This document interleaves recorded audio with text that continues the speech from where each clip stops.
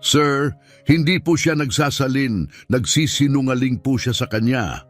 Iyan ang babala ng waitress sa magsasaka ilang sandali bago niya sana pirmahan ang mga papeles. Sa isang silid kung saan lahat ay marunong magsalita ng matatas na Ingles, isang mapagkumbabang magsasaka ang nagtiwala sa kanyang matalik na kaibigan mula pa pagkabata. Umaasang tapat nitong isasalin ang isang kasunduang maaaring magbukas ng pinto tungo sa mas maliwanag na kinabukasan.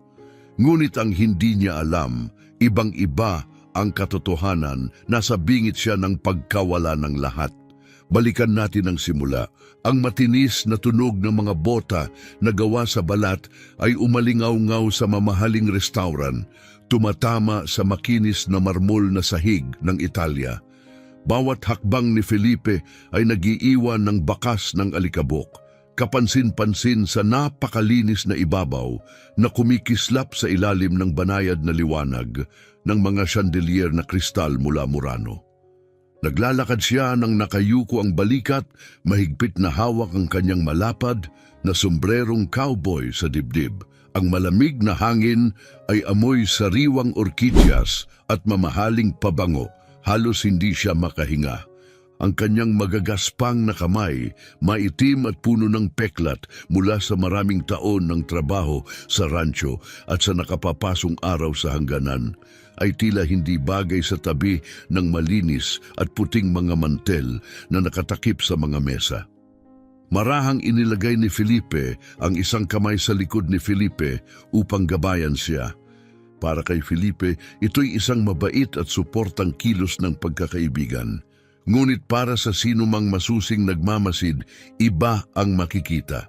Isang lalaking kalmadong inaakay ang isang tao papunta sa bitag.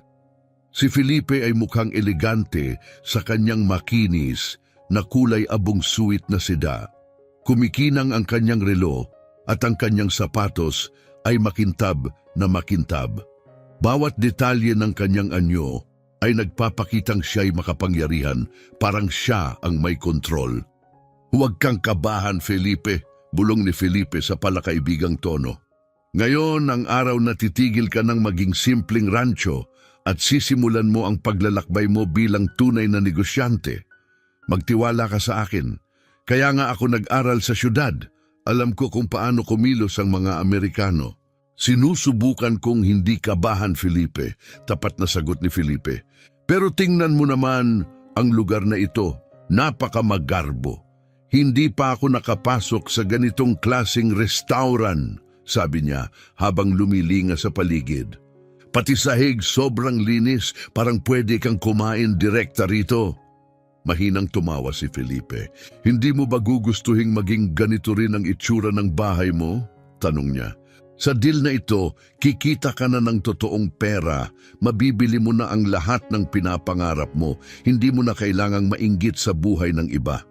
"Hindi naman ako naiinggit," sagot ni Felipe. "Iba lang, hindi ako sanay."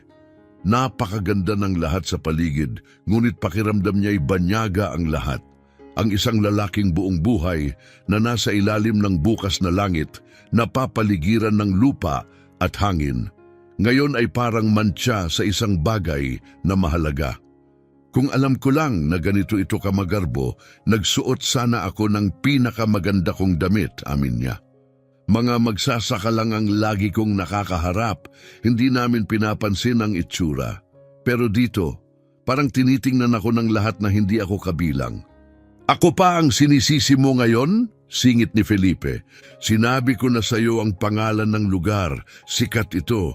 Akala ko alam mo na kung ano ang klase nito." Yumuko si Felipe, nahihiya dahil hindi niya alam at dahil parang kasalanan pa ng kaibigan niya. Ngunit alam na alam ni Felipe ang ginagawa niya. Simula pa lang, plano na niyang siya lang ang magmumukhang mahalaga at eksaktong nangyayari ang lahat ayon sa plano. "Halika na, huwag kang mag-isip ng ganyan," masayang sabi ni Felipe. "Ikaw ang pinakamahalagang tao sa meeting na ito. Kahit dumating kang puno ng putik, walang mangangahas magsalita. Kailangan mo lang maniwala sa sarili mo." "Tama ka," Tango ni Felipe, tumuwid ang tindig. Para ito sa pamilya ko, kahit gaano ako ka-out of place, itutuloy ko ito. Iyan ang gusto kong marinig, grin ni Felipe. Ako na bahala sa pagsasalin. Ilang taon na akong nasa abroad.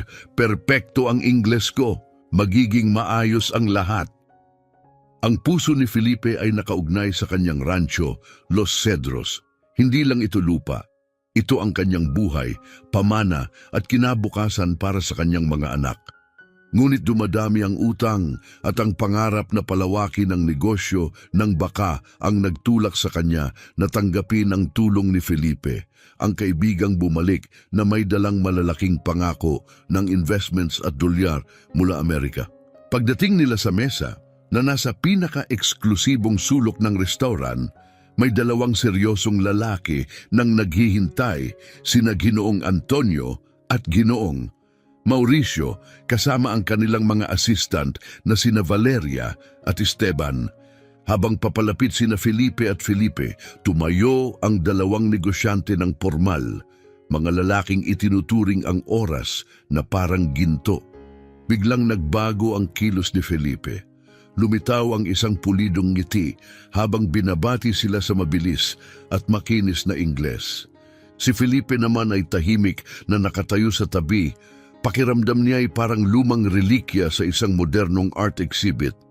Isang karangalan po mga Ginoo, kumpiyansang sabi ni Felipe. Itinuturo si Felipe. Ito ang magsasakang nabanggit ko. Pasensya na po sa kanyang itsura at amoy. Mahirap alisin ang amoy ng hayop sa taong buong buhay kasama ang mga ito. Ang pagpilit sa kanya na magbihis ng maayos ay magiging insulto sa kanyang tradisyon. Hindi niya nauunawaan na may tamang oras at lugar para sa mga bagay. Humihingi ako ng paumanhin para sa kanya. Tumingin si Ginoong Antonio kay Felipe, medyo hindi komportable sa malupit na paglalarawan niya sa sariling kaibigan. Hindi kailangang magsalita ng ganyan. Maaari siyang dumating kung paano niya gusto, mariing sagot ni Antonio. Maraming salamat po sa kabaitan ninyo, sagot ni Felipe na may sanay ng ngiti. Si Felipe, napansing tinitingnan siya ni Antonio, ay ngumiti ng mainit at iniabot ang kanyang kamay na bakas ng hirap. Tumawa ng bahagya si Felipe at sinabi sa Espanyol, "Batiin mo sila, Felipe. Sinabi ko lang na ikaw ang pinakamahusay na rancher at ipinagmamalaki mo ang lupa mo." Nakipagkamay si Felipe ng may lakas at katapatan, isang uri ng kamay na higit pa sa anumang pirma. Hindi inalis ni Ginong Mauricio ang tingin kay Felipe. May hindi tugma sa larawang ipininta ni Felipe. Hindi mukhang tanga si Felipe. Pagkatapos, lumapit ang mga assistant. Napansin ni Valeria na pinagpapawisan pa si Felipe mula sa paglalakad, kaya magiliw siyang nag-alok. "Ikinagagalak ko kayong makilala, sir. Darating na ang mga waiter. Maupo po kayo," sabi niya habang itinuturo ang upuan sa tapat ni na Antonio at Mauricio. Dagdag pa niya, "Mainit po ngayon. Gusto po ba ninyo ng isang basong tubig bago dalhin ang menu?" Ngunit hindi sumagot si Felipe. Wala siyang naintindihang kahit isang salita. Lahat ng tao sa paligid niya ay nagsasalita ng Ingles at siya'y hindi marunong. Tumingin siya kay Felipe, tahimik na humihingi ng tulong. Bumaling si Felipe kay Valeria at sumagot, "Ay huwag na kayong mag-alala, sanay siya sa ilalim ng matinding araw. Alam ninyo naman, ang mga magsasaka, gising bago magbukang liwayway, nagtatrabaho hanggang gabi. Mas matibay pa siya kaysa sa mula. Palalamigin siya ng aircon agad. Tama ba, Felipe?" Tinapik niya si Felipe sa likod. Si Felipe, walang kamalay-malay sa tunay na sinabi, ay ngumiti ng mabait. Akala niya tapat na isinasalin ni Felipe ang lahat. Ngunit nakaramdam ng kaba si Valeria. Marami na siyang nakilalang mayayaman at makapangyarihan, at alam niyang ang tunay na tagumpay ay hindi laging may kasamang kayabangan. Ngunit si Felipe na halos walang yaman ay puno ng pride. Tumalikod siya, hindi humanga. "Ayos lang po ba talaga kayo, Ginong Felipe?" Tanong niya muli, umaasang marinig ito mula sa kanya mismo. Ay pasensya na po, hindi ako marunong mag-Ingles, sabi ni Felipe sa Espanyol, nahihiya at hindi komportable. Kahit hindi naiintindihan ni Valeria ang Espanyol, ramdam na ramdam niya kung gaano siya kabalisa. Mabilis na sumingit si Felipe na may magalang ng ngiti. Miss Valeria, ako na po ang bahala sa pagsasalin at komunikasyon sa meeting na ito. Dahil hindi marunong mag-Ingles si Felipe, sabihin ninyo lang po sa akin ang anumang nais ninyong iparating at sasagot ako para sa kanya. Naiintindihan ko, kalmadong sagot ni Valeria. Muling bumalik ang malamig at profesional niyang ekspresyon. Mula noon, tahimik niyang napagdesisyunan na hindi na siya magsasalita pa sa buong pulong. Si Ginoong Mauricio, na tahimik na nagmamasid sa palitan ng salita, bahagyang itinaas ang kamay upang tawagin ng isang waitress. Pakidala po ng tig-isang baso ng tubig, ang lahat, pati na rin ang menu, sabi niya na may banayad ngunit autoridad na tono. Malaki ang ibig sabihin ng maliit na kilos na iyon. Ipinakita nito ang paggalang kay Felipe at tahimik na suporta kay Valeria, parang banayad niyang tinututulan ang pagtatangka ni Felipe na kontrolin ang usapan. At sa unang pagkakataon, bahagyang nawala ang kumpiyansang ngiti ni Felipe. Maya-maya may isa pang waitress na lumapit sa kanilang mesa, dala ang mga bagay na ipinahiling ni Mauricio. Bata siya, may maitim na buhok na maayos na nakapusod at nakasuot ng malinis at eleganteng uniforme. Sa kanyang name tag nakasulat Miranda. Habang papalapit siya, napatingin ang kanyang mga mata kay Felipe. Hindi niya maiwasang mapansin ang matinding kaibahan sa pagitan ng maalikabok at luma niyang damit pang rancho at ng mamahaling suit ng iba.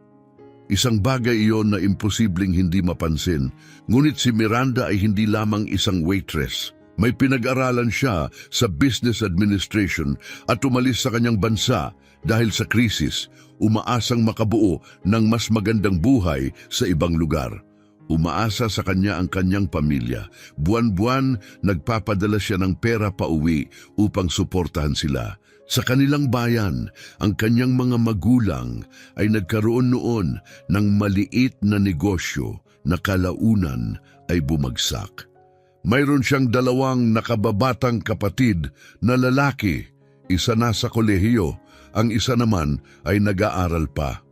Ang kanyang mga magulang ay nagtatrabaho sa kahit anong makuha nila, ngunit kahit parehong may kita, hindi pa rin sapat. Pinapalakas ni Miranda ang loob nila sa pinakamahirap na panahon, lalo na kapag pakiramdam nila'y talunan na sila at hindi na makaraos. Umalis siya ng bansa na may pangako. Tutulungan niya silang buhatin ang bigat at ipagmamalaki siya ng pamilya. Kaya ngayon kahit tingnan siya ng iba bilang simpleng waitress lamang, napakahalaga ng trabahong iyon para sa kanya. Bawat sahod, bawat tip mula sa mamahaling restoran na ito ay isang lifeline para sa kanya at sa mga mahal niya sa buhay. Maingat na ipinamahagi ni Miranda ang mga baso ng tubig, determinadong maglingkod ng may pag-iingat at profesionalismo. Gracias, sabi ni Felipe sa Espanyol habang tinatanggap ang baso. Napatingin si Miranda sa kanya, nagulat. Matagal na mula nang marinig niya ang sariling wika, biglang dumaloy ang pakiramdam ng pagiging pamilyar. Latino rin siya. San kaya siya galing? Naisip niya.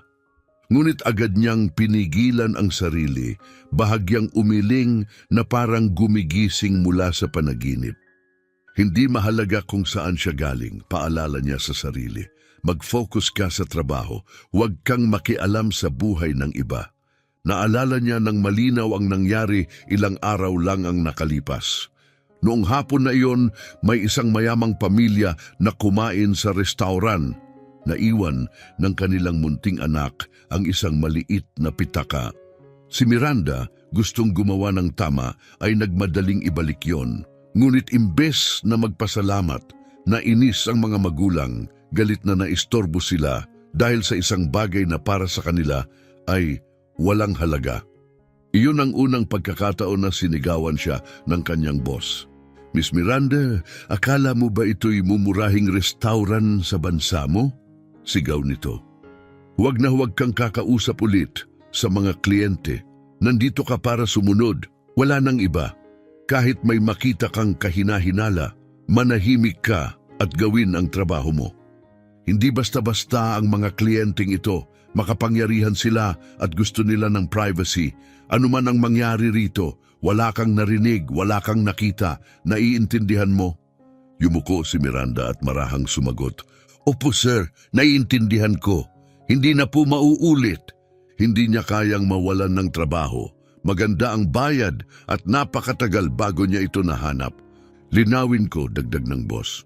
Isang reklamo pa at tapos ka na, sawang-sawa na ako sa mga tulad mo. Mga dayuhan, tumatakbo mula sa sirang bansa ninyo at akala ninyo pwede na kayong basta pumasok dito. Sa totoo lang nagkamali ang HR na kinuha ka. Dapat naglilinis ka ng banyo, hindi nagsisilbi sa mga bisita. Pagkatapos noon, galit siyang umalis, iniwan si Miranda na parang nanigas sa kinatatayuan. Mula noon, gumawa si Miranda ng isang panata. Ano man ang mangyari sa isang mesa, mananatili siyang malayo. Walang tanong, walang opinyon, walang pakikialam. Kailangan niyang maging invisible, walang mata, walang bibig, walang tenga. Isa lamang katawan na sumusunod sa utos.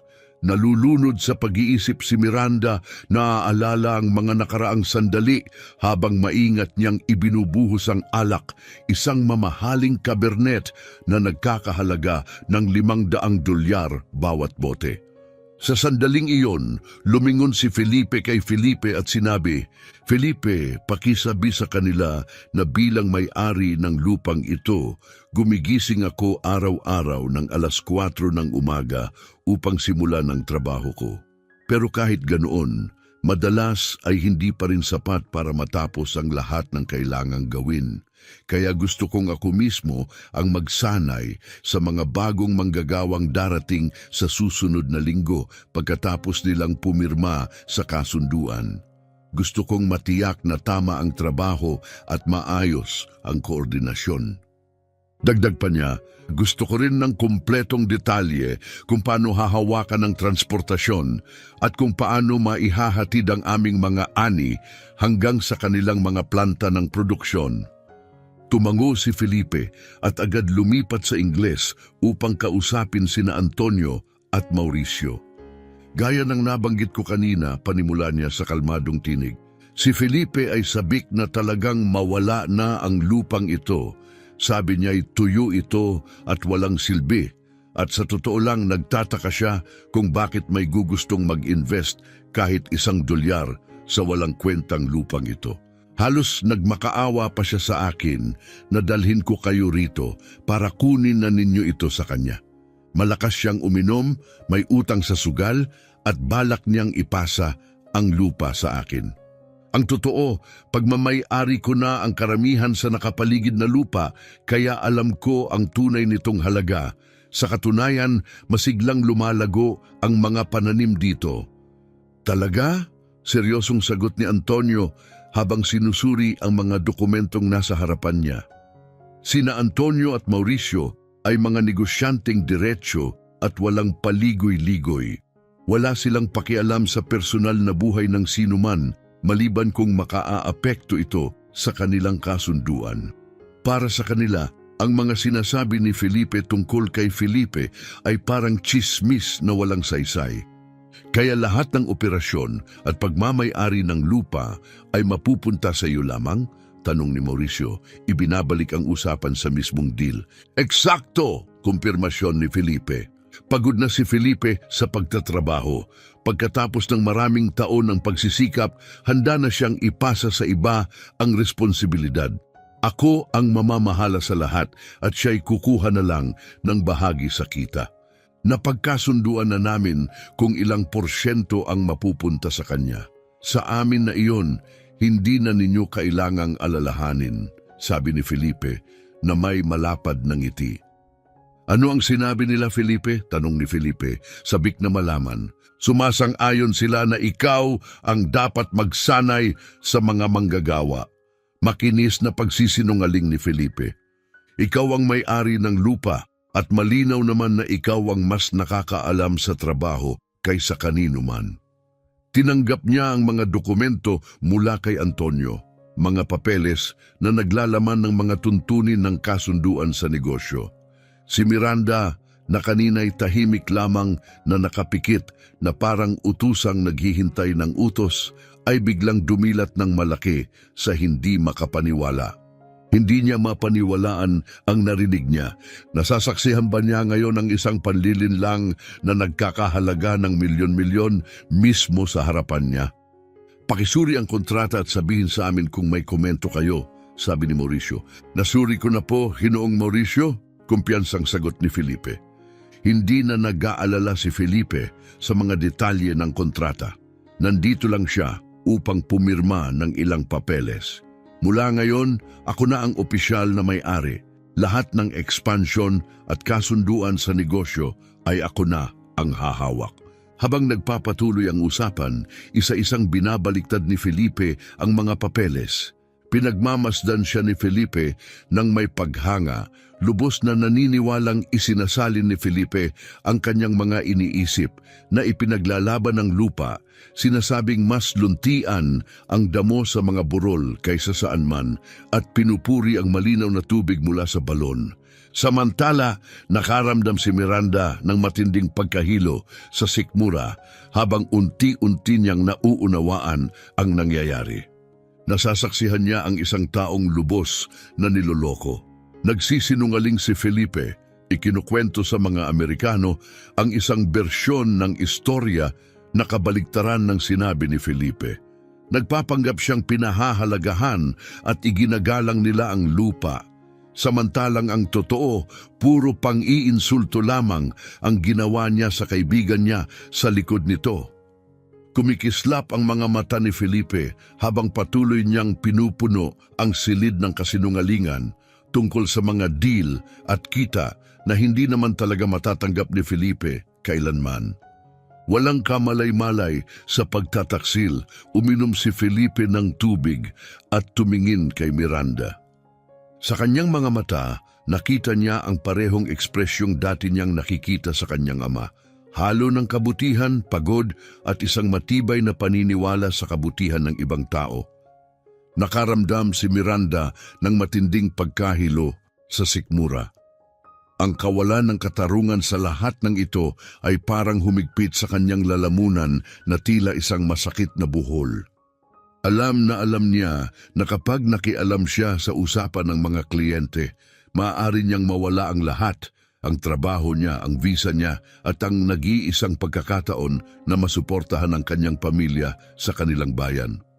Isang malupit na pagpipilian iyon. Ito ay pagitan ng sarili niyang kinabukasan o ng isang magsasakang hindi man lang niya kilala. At saka, parang mismong hangin ang nagbabala na may mangyayaring hindi maganda. Napansin niyang papalapit ang kanyang boss, nakamasid sa kanya mula sa malayo. Agad yumuko si Miranda, dala ng purong takot. Sinubukan niyang patahimikin ang isip niya sa pamamagitan ng mga dahilan. Ano man ang mangyari, hindi ko ito responsibilidad. Nagtiwala siya sa maling tao, dapat pinrotektahan niya ang sarili niya. Kung niloloko siya, problema niya yon, hindi akin. Lahat naman may sariling laban sa buhay. Kung magsasalita ako ngayon, baka pasalamatan lang ako. Pero kapalit nito, mawawala ang buong buhay ko. Habang pinipilit ni Miranda na balewalain ang konsensya niya at manatiling tahimik, sinubukan niyang tumingin sa ibang direksyon. Hanggang sa may narinig siyang bagay na nagpahinto sa buong katawan niya. Napakasaya ko, Felipe, emosyonal na sabi ni Felipe. Sa deal na ito, maayos ko na rin sa wakas ang bahay ko bago pa ito tuluyang gumuho. Matagal ko ng pangarap na mabigyan ng pamilya ko ng mas magandang buhay. Lumaki sina Joaquin at Fernanda na kulang sa napakaraming bagay. Nang mag-aral sila, maghirap at bumuo ng sarili nilang pamilya, nahihiya ako dahil hindi ko maibigay ang nararapat para sa kanila. Kahit gaano ako magsikap, walang nagbabago.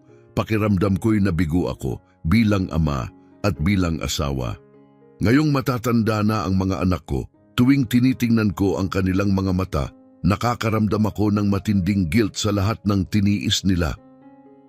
Sana mapakiusapan ko silang patawarin ako dahil naging isang walang silbing ama ako, isang ignorante lamang na marunong lang magbungkal ng lupa. Sana maibalik ko ang panahon nung maliliit pa sila, humihingi ng laruan, mainit na pagkain at magandang silid na matutulugan. Sana bumalik ang kabataan ng asawa ko para maalagaan ko siya, mapasaya ko siya at maranasan niyang mamuhay ng walang alalahanin. Sa kontratang ito, mabibigay ko na rin sa wakas ang ginhawang matagal ko nang gustong ibigay sa kanila. Ang tanging kapayapaan na lang sa puso ko ay ang malaman na hindi kami magiging pabigat ni Fatima balang araw dahil kaya na naming suportahan ang sarili namin. Ang matandang tanga na ito ay nabigo sila pero hindi pa rin ako tumitigil sa pagsubok na ibigay sa kanila ang pinakamabuti kahit nahuli na. Tumingin lamang si Felipe sa kanya, bahagyang ngumiti at bumalik sa mga papeles. Para sa kanya, walang halaga ang taos-pusong salita ni Felipe. Ngunit nagsimulang mapuno ng luha ang mga mata ni Miranda. Halos hindi niya mapigilan, parang nakikinig siya sa sarili niyang ama. Ang lungkot sa boses ni Felipe, ang pagsisisi sa kanyang mga mata, iyon mismo ang nakita niya sa kanilang tahanan bago siya umalis. Naalala niya ang mga salitang sinabi ng kanyang ama, ang paraan ng pag-iyak niya at mahigpit na pagyakap dito. Sinasabing ipinagmamalaki niya ang bawat sakripisyong ginawa nito. Naalala niya kung bakit siya narito. Dinurog ng buhay ang kanyang pamilya gaya ng pagdurog nito sa magsasakang ito. Pareho silang minsang nakaranas ng kawalan ng pag-asa. At sa sandaling iyon, may napagtanto si Miranda na masakit ngunit malinaw. Walang pinagkaiba si Felipe at ang kanyang ama. Ano ba ang ginagawa ko? Naisip niya.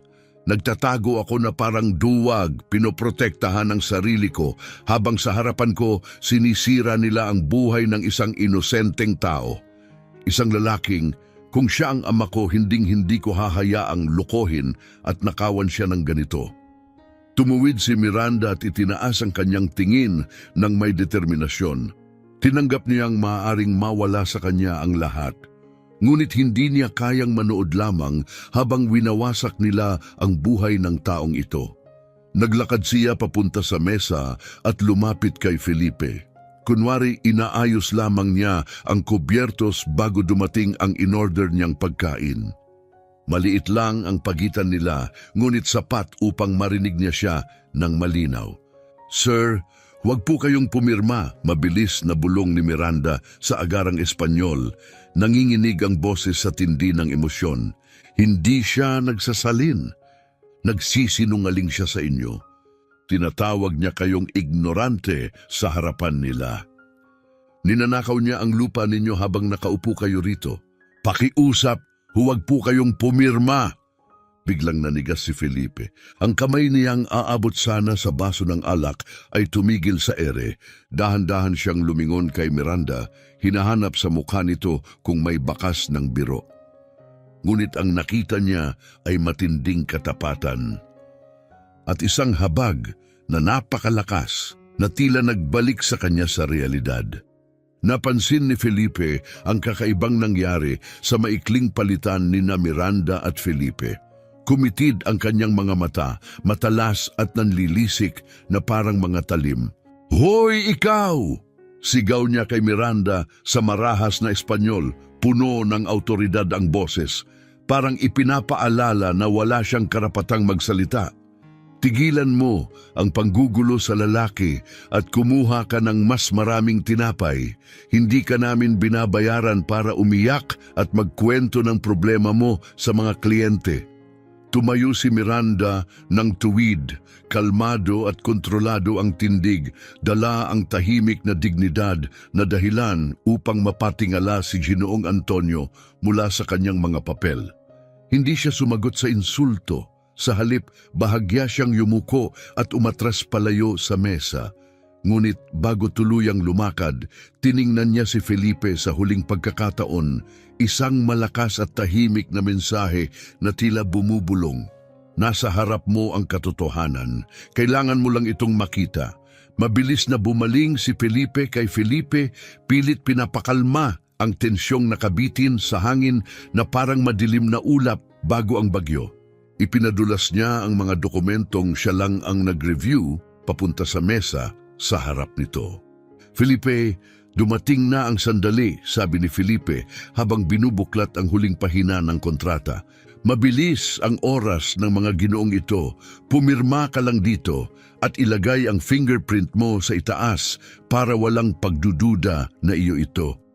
Ang unang dokumento ay para sa negosyo ng pananim at ang pangalawa naman, gaya ng sinabi ko, simpleng export permit lang para makatawid ang mga alaga mong hayop sa border nang walang problema.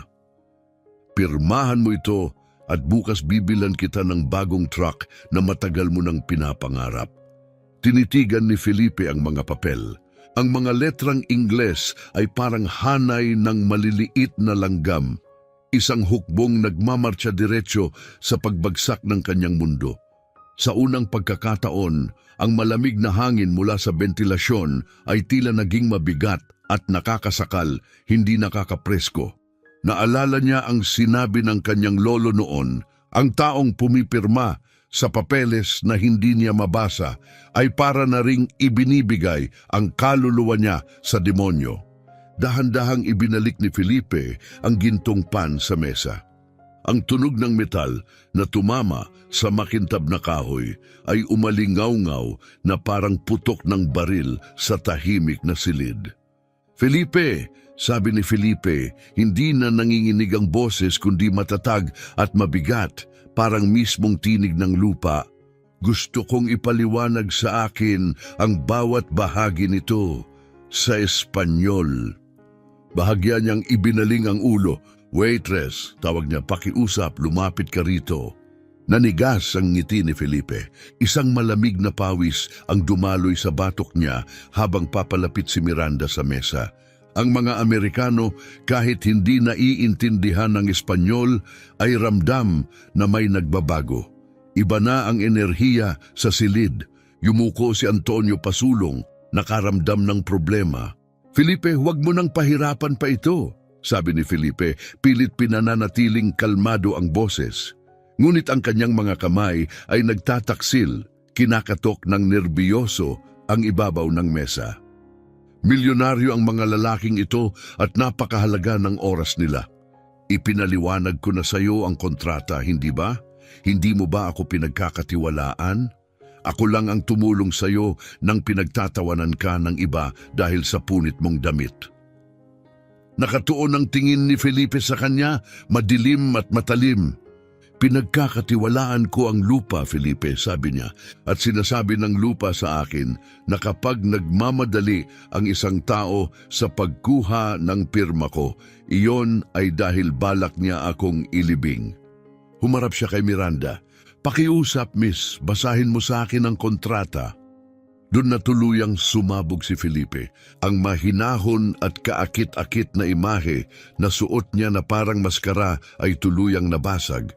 Hinampas niya ang mesa gamit ang kamao, nagpanginig sa mga baso at nagpatalon sa mga kubyertos. Tama na, sigaw niya, kumukulo ang galit at umalingaw-ngaw sa eleganteng restaurant, dahilan upang mapatingin ang lahat. Akala mo hahayaan kitang ipahiya ako ng ganito? Paano mo nagawang ilagay ang isang waitress sa ibabaw ko? Ikaw, may sinabi ka sa kanya, hindi ba? Ikaw na maliit na daga. Matuto kang lumugar, isa ka lang tagapagsilbi, trabaho mong manahimik at linisin ang kalat namin. Lumayas ka rito. Marahas niyang hinawakan ang braso ni Miranda, muling nagsalita sa Espanyol. Tinitiyak na sila lang ni Felipe ang makakaintindi. Ngunit hindi bulag ang mga Amerikano. Kahit hindi nila alam ang mga salita, kitang-kita nilang nawawala na sa kontrol ang lahat. Si Renato, ang manager ng restaurant, ay nakamasid na mula pa nang yumuko si Miranda para bumulong kay Felipe. Plano na niyang tanggalin siya pagkatapos ng shift. Ngunit ngayon, nang makita niyang sumabog ang komprontasyon, dali-dali siyang lumapit upang pakalmahin ang sitwasyon bago pa lumala. "Mga Ginoo, lubos po akong humihingi ng paumanhin," sabi ni Renato sa Ingles, lumapit at mahigpit na hinawakan ang pulso ni Miranda gamit ang kabilang kamay. "Aalisin ko agad ang babaeng ito at sisiguraduhing mapaparusahan siya ng nararapat. Pakiusap, unawain ninyo. Hindi niya kinakatawan ang aming restaurant. Humihingi kami ng kapatawaran." Malalim siyang yumuko, halos dumikit ang ulo sa sahig sa hiya at desperasyon. Namumula ang mukha niya sa galit habang lalo niyang hinigpitan ang hawak sa braso ni Miranda. "Hindi, bitawan ninyo ako," sabi ni Miranda sa pagitan ng nakadiin ng ngipin. Napapangiwi sa sakit dahil parehong lalaki ang humahawak sa kanya. "Tumahimik ka," singal ni Renato. "Kunin mo ang mga gamit mo, tapos ka na rito. At sinasabi ko sa iyo, sisiguraduhin kong wala nang ibang tatanggap sa iyo kahit kailan. At sa pagkakataong ito, hindi na iyon basta banta. Isa na iyong pangako." Ramdam ni Miranda ang banta sa hangin, mabigat at mapanganib. Ang tingin sa mga mata ni Felipe ay nagsabi ng lahat. Kapag hindi siya sumunod, mabilis na mauuwi sa karahasan ang lahat. Napuno ng luha ang kanyang mga mata, ngunit tumanggi siyang hayaang tumulo ang mga iyon. Itinaas niya ang ulo, mahigpit na kumakapit sa huling piraso ng kanyang dangal. At saka isang matatag na boses ang bumasag sa tensyon. "Bitawan ninyo siya, pareho kayong dalawa." Lahat ay napalingon. Si Felipe iyon, matatag ang tono niya, makapangyarihan, malayong malayo sa natatakot na magsasaka kanina. Wala na siyang kaba o pag-aalinlangan. Nagbago siya. Ngayon nakatayo siya na parang tagapagtanggol, handang protektahan ang matapang na dalagang nagsapalaran ng lahat upang balaan siya.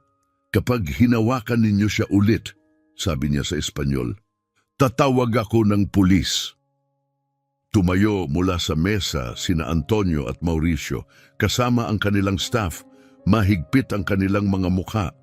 "Ano ang ibig sabihin ng kaguluhang ito, Ginoong Felipe?" tanong ni Antonio, halatang nainsulto sa malakas na pagtatalo sa wikang hindi nila naiintindihan. "Wala lang po," sagot ni Felipe, pinupunasan ng noo gamit ang nanginginig na kamay. Mabilis ang takbo ng isip niya, desperadong makahanap ng paraan para maalis ang waitress bago pa lumala ang lahat. Isa lang siyang pasaway na naglagay ng kung anu-anong ideya sa ulo ng matanda, kaya ayaw na niyang pumirma. Samantala, tahimik na pinakiusapan ni Valeria ang isa pang server na tawagin ang manager. "Miss Miranda, tama ba?" tanong ni Felipe habang maingat na binabasa ang name tag nito. "Pakiusap, kailangan kong basahin mo sa akin ang kontratang ito at pagkatapos isalin mo ang sasabihin ko sa mga ginoong ito." Tumango si Miranda at inabot ang mga dokumento. Ngunit bago pa siya makapagsimula, biglang inagaw ni Felipe ang mga iyon mula sa kanyang kamay. "Tama na, sobra na," sigaw niya. "Security, ilabas ninyo ang babaeng ito." Mabilis dumating ang mga guwardya kasabay ng pagpasok ng manager. Namumutla si Renato, boss ni Miranda, nang makita ang eksena. Napagtanto niyang mapapahamak din siya dahil hinayaan niyang mawalan ng kontrol ang sitwasyon. Alam na alam ni Miranda kung paano ito matatapos. Isang tulad niya ang unang kakaladkarin palabas, hindi pakikinggan at saka na lang tatanungin kung tatanungin man. Hindi niya pwedeng hayaang mangyari iyon, kaya kumilos siya. "Mga Ginoo," sigaw niya sa Ingles, malakas ang boses. "Narinig ko ang lahat ng sinabi. Hindi ko kayang manahimik habang sinusubukan nilang nakawin ang lahat mula kay Ginoong Felipe. Hindi siya ang taong ipinapakita nila. Isa siyang mabuting tao, masipag, tapat at mahal niya ang kanyang lupa. Ayaw niya itong isuko. Nagsinungaling si Felipe sa inyo, gaya ng pagsisinungaling niya kay Ginoong Felipe." Napatitig ang mga Amerikano sa gulat na katahimikan. "Tinatawag mo akong sinungaling?" sigaw ni Felipe. "Ilabas ninyo siya rito!" Marahas niya itong itinulak papunta sa mga gwardya. "Mga gwardya," mariing sabi ni Antonio, ang boses niya'y parang kulog na bumasag sa kaguluhan. Lumingon si Felipe sa kanya, umaasang kakampi, ngunit nagpatuloy si Antonio. "Hawakan ninyo ang lalaking iyon," sabi niya. Tinuturo mismo si Felipe. Nanigas si Felipe. Sandali, hindi ninyo pwedeng gawin ito sa akin." Sigaw niya habang lumapit ang mga gwardya at walang pag-aalinlangang pinigilan siya. Tahimik siyang pinagmamasdan ni Felipe, mabigat ang mga mata sa pagtataksil. Sandali niyang pinag-alinlangan si Miranda. Naisip niyang baka nagkamali ito ng intindi o maling hinusgahan si Felipe. Ngunit nang makita niyang ganoon ka-agresibo ang kaibigan niya, nagmamadaling pilitin siyang pumirma nang hindi man lang binibigyan ng pagkakataong basahin ang papeles. Napatunayan ang lahat. Ang sakit ng maloko ng taong pinagkatiwalaan niya ay tumusok ng malalim sa dibdib niya. Gayunman, hindi pa rin niya lubos na nauunawaan ang buong lawak ng plano ni Felipe. Yumuko si Felipe at pinulot ang mga papel na nahulog sa sahig sa gitna ng kaguluhan. Lumapit ang mga Amerikano. "G. Felipe," mahinahong sabi ni Mauricio, "hindi pa namin lubos na alam ang nangyayari, pero maaari ninyong gamitin ang telepono ko para matranslate ang mga dokumentong gusto ni Felipe na pirmahan ninyo." Iniabot niya ang kanyang cellphone, bukas na sa translation app na kayang ipakita ang kontrata sa Espanyol. Isinalin ni Miranda ang sinabi ni Mauricio. Tumango si Felipe nang may pasasalamat at sinimulang basahin ang screen ng maingat. Ilang sandali lang, dumilim ang kanyang mukha. Nabigatan siya sa pagkabigla, lungkot at pagkasuklam. "Ang unang papel na ito," sabi niya pilit ang boses, "ay ganap na paglilipat ng lupa ko sa pangalan ni Felipe." Ang pangalawa ay nagsasabing siya ang may-ari ng lahat at siya ang nakalista bilang taong makikipagnegosyo sa inyo. Isang mapait na lasa ang pumuno sa bibig ni Felipe. Humigpit ang dibdib niya sa galit. Isang hakbang na lang sana at napirmahan na niya ang pagkawala ng lahat. Ang tahanan niya, ang lupa niya, ang dignidad niya. Dahil nagtiwala siya sa kamay ng lalaking balak lamang siyang ipagkanulo. Ang buong kinabukasan niya at kinabukasan ng kanyang pamilya ay nakabitin sa isang hibla. Isinalin ni Miranda ang mga salita ni Felipe sa Ingles. Matatag ang boses habang ang bawat tao sa restaurant ay nakamasid sa nakabibinging katahimikan. Si Felipe, na mahigpit pa ring hawak ng mga guwardya, ay mukhang sasabog sa galit anumang sandali. "Hindi ito maaari," sabi ni Mauricio, umiling. "Sinabi niya sa amin na siya ang may-ari ng lupa. Ipinahayag niyang maliit na bahagi lang ang sa iyo at ibinibigay mo iyon sa kanya kapalit ng porsyento sa kita mula sa kasunduan. Sinabi rin niyang wala kang pakialam sa lupa, na wala na raw itong halaga at pagod ka na sa buhay probinsya at gusto mo na lang tumanggap ng pera." "Walang kahit anong porsyento para sa akin dito," malamig na sagot ni Felipe. Kalmado ang boses niya, ngunit puno ng sakit. Doon napagtanto ng lahat ang katotohanan. Gumawa si Felipe ng dalawang magkaibang bersyon ng kontrata, isa para lamang kay Felipe at isa pang lubos na naiiba na ipinakita niya sa mga Amerikano. "Hindi ka panipaniwala," sabi ni Mauricio sa wakas.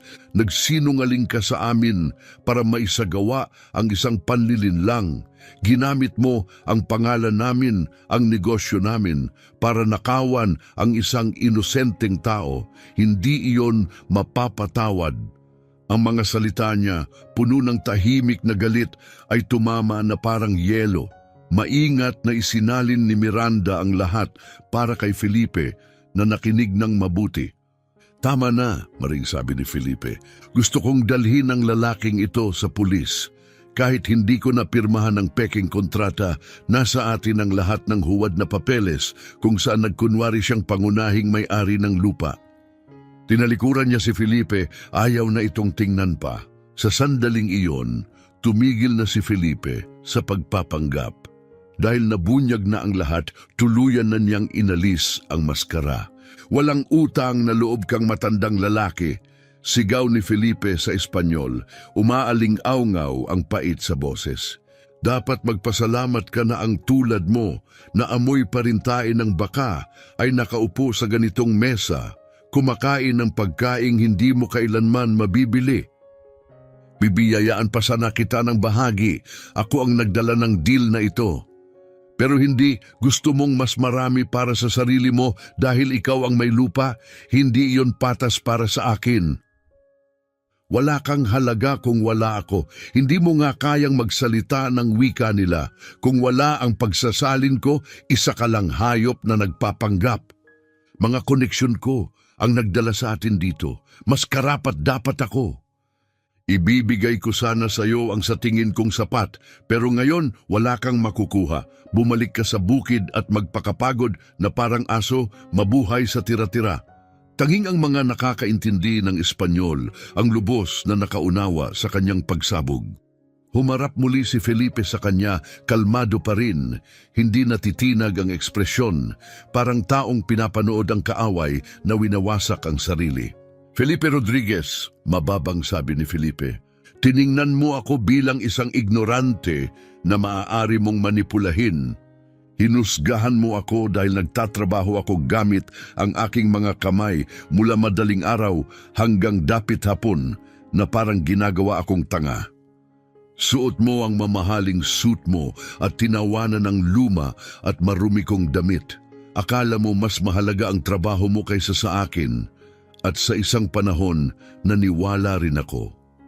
Pero mali ako. Mali ako nang tingnan ko ang sarili ko na mas mababa kaysa sa iyo.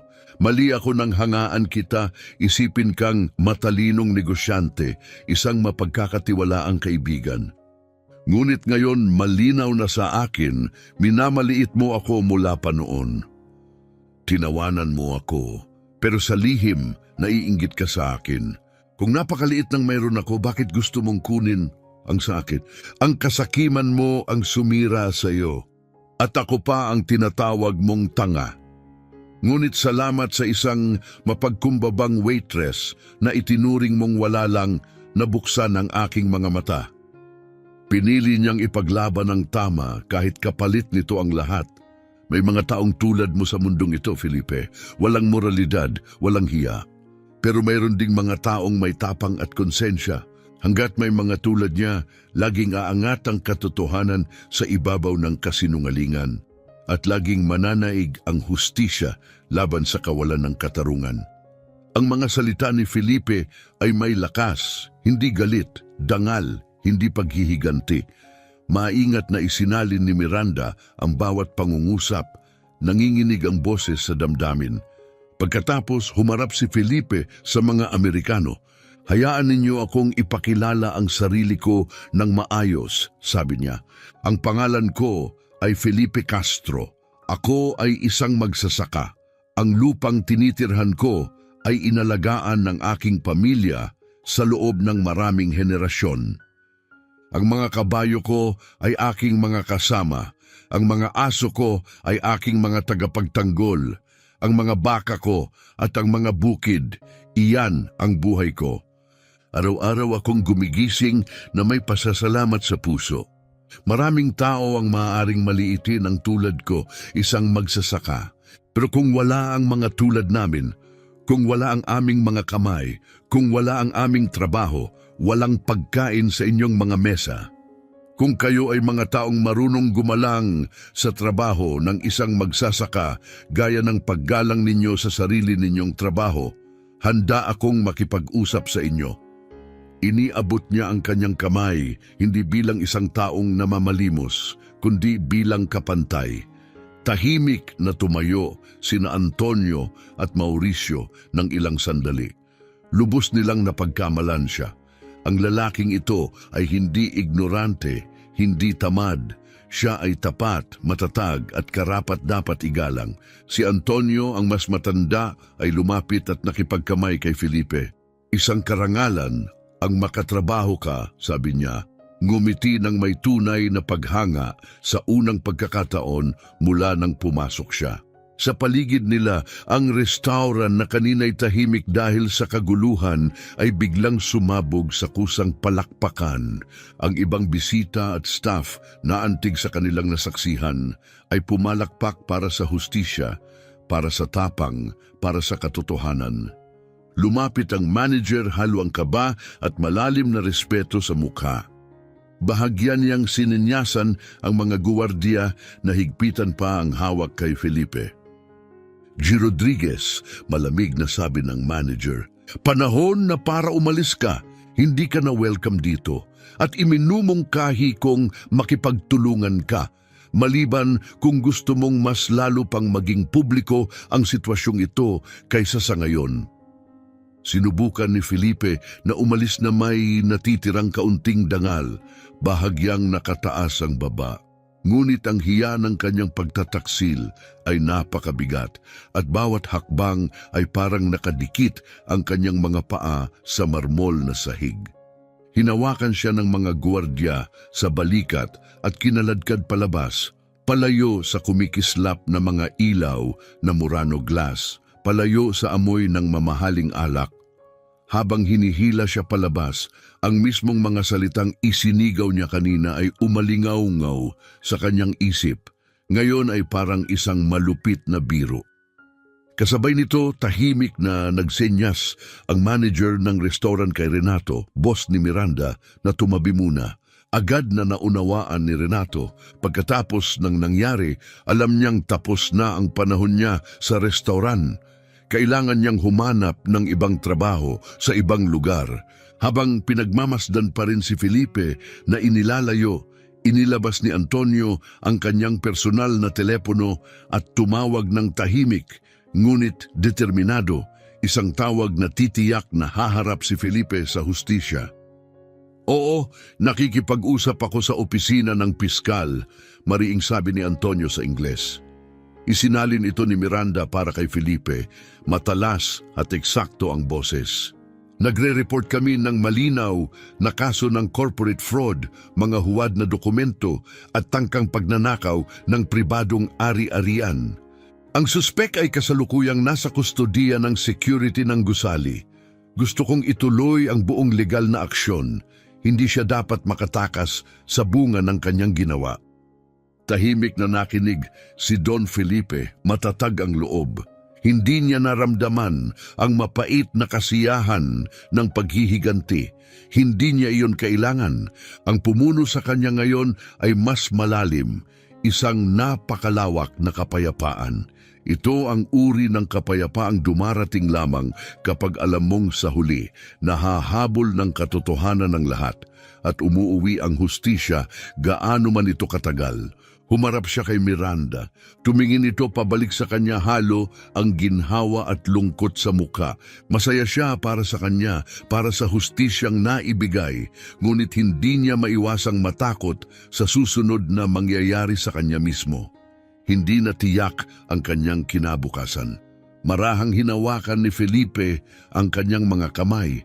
Mga kamay itong hinubog ng trabaho, makapalang balat, matibay, mga kamay ng taong dumaan sa hirap. Naalala niya ang mga kamay ng kanyang ina sa rancho. Anak ko, sabi ni Felipe, mabigat ang emosyon sa boses. Ang ginawa mo ngayon ay hindi mababayaran ng pera. Ibinalik mo ang boses ko nang may isang lalaking gustong patahimikin ako. Ipinagtanggol mo ang lupang pinagduguan ng aking mga ninuno gamit lamang ang iyong tapang. Hindi ko hahayaang manatili ka sa isang lugar kung saan walang nakakakita ng halaga mo. Nakikita ko ang talino mo, nakikita ko ang mga prinsipyo mo at iyon mismo ang kailangan ng negosyo ko. Yumuko si Miranda. Hindi na niya napigilan ang luha, dumulas ito sa kanyang pisngi na parang ulan matapos ang mahabang tagtuyot.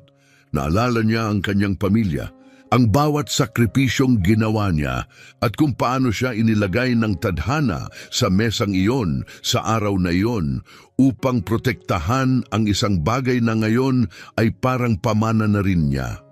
Bumaling si Felipe kay Antonio na tahimik na nakamasid.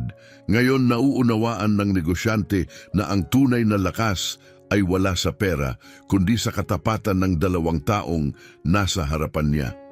G. Antonio, sabi ni Felipe habang isinasalin ni Miranda na may bagong kumpiyansang nagliwanag sa kanyang mukha, magkikita tayong muli sa lalong madaling panahon upang pag-usapan ang bagong kontrata.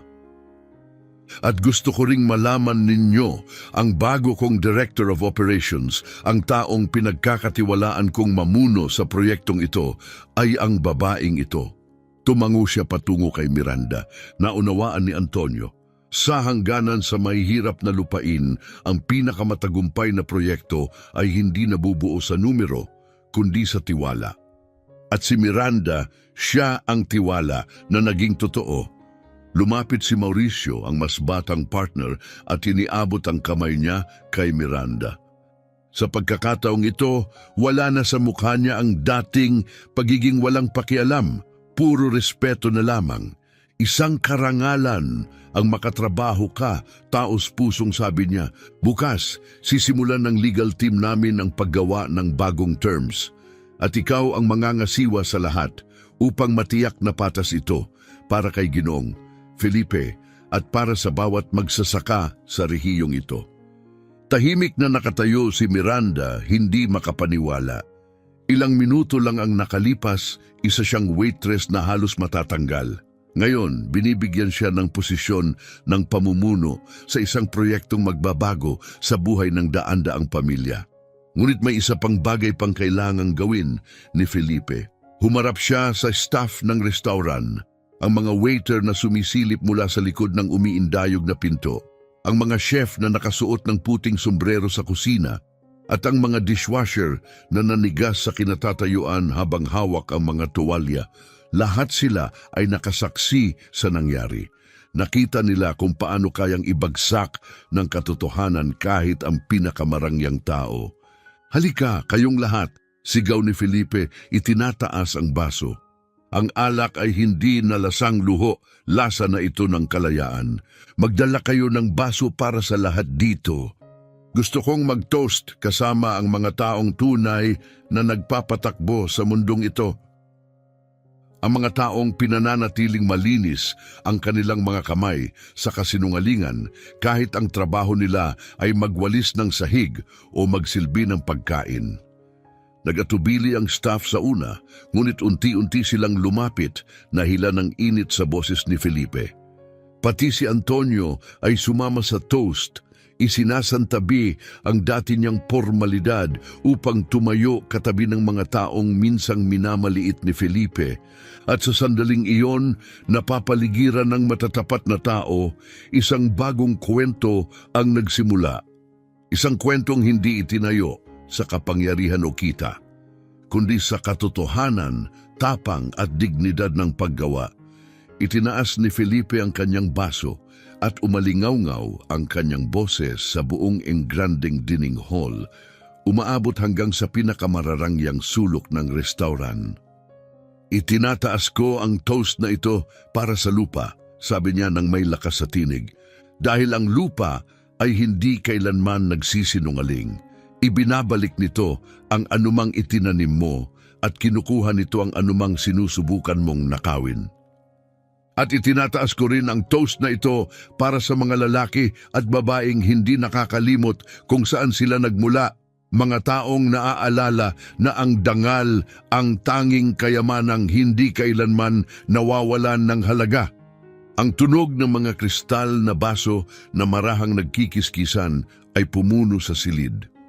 Hindi lamang ito isang toast, isa itong pagdiriwang ng hustisya, ng pangalawang pagkakataon at ng pagtatapos ng isang madilim na kabanata.